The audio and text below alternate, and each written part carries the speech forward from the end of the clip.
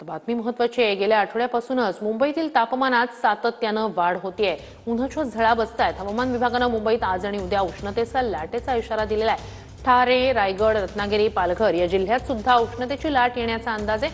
गेल्या 3 दिवसापासून तापमानाचा पारा 37 अंशांवर आहे। यामध्ये आणि विशेषतः मुंबईमध्ये मोठ्या प्रमाणात तापमानामध्ये बदल होताना पाहायला मिळतोय।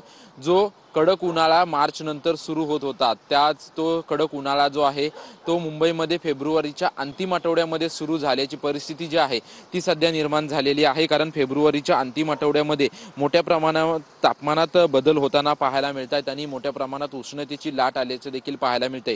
हवामान खात्याच्या अंदाजानुसार मंगळवारी आणि बुधवारी मुंबई आणि आजूबाजूच्या परिसरामध्ये मोठ्या प्रमाणात तापमानात वाढ होणार असल्याची हवामान विभागानं शक्यता वर्तवली आहे। आणि जर कालची परिस्थिती मुंबईमधली आपण जर पाहिली तर कुलाबा वेधशाळेच्या अंदाजानुसार जवळपास 38.7 अंश सेल्सिअस पेक्षा अधिक तापमानाची नोंद जी आहे ती कुलाबा वेधशाळेच्यात नोंद झालेली आहे। त्याच पद्धतीने 37 अंश सेल्सिअस तापमानाची नोंद जी आहे ती सांताक्रूज वेधशाळेमध्ये नोंद झालेली आहे। आता जर आपण मुंबईमधील परिस्थिती पाहिली तर उद्या आणि परवा उष्णतेची लाट अधिक होईल असा अंदाज जो आहे तो हवामान विभागाकडून वर्तवण्यात आलेला आहे।